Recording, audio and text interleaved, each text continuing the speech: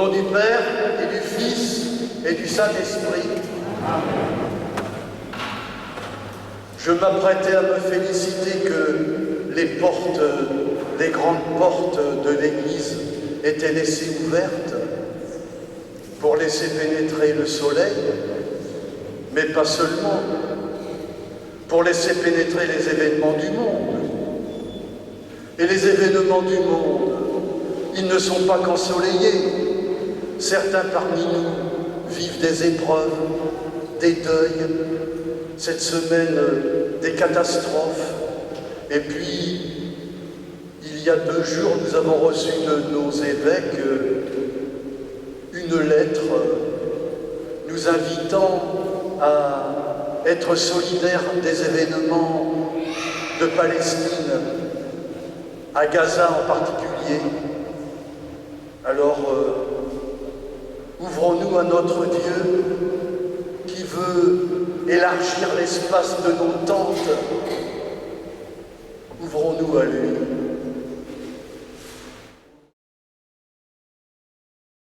Le Seigneur soit avec vous. Bonne nouvelle de Jésus-Christ selon saint Matthieu.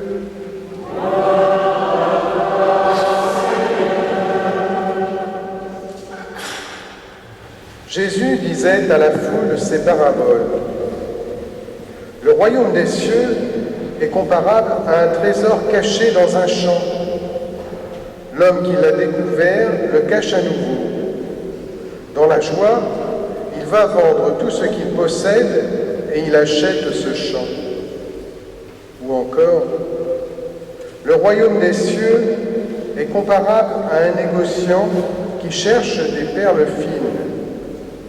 Ayant trouvé une perle de grande valeur, il va vendre tout ce qu'il possède et il achète la perle. Le royaume des cieux est encore comparable à un filet qu'on jette dans la mer et qui ramène toutes sortes de poissons. Quand il est plein, on le tire sur le rivage, on s'assied, on ramasse dans les paniers ce qui est bon et on rejette tout ce qui ne vaut rien. Ainsi en sera-t-il à la fin du monde. Les anges viendront séparer les méchants des justes et les jetteront dans la fournaise. Là, il y aura des pleurs et des grincements de dents. Avez-vous compris tout cela? Oui, lui répondirent-ils. Jésus ajouta, c'est ainsi que tout scribe, devenu disciple du royaume des cieux, est comparable à un maître de la moisson qui tire de son trésor du neuf et de l'ancien. Acclamons la parole de Dieu.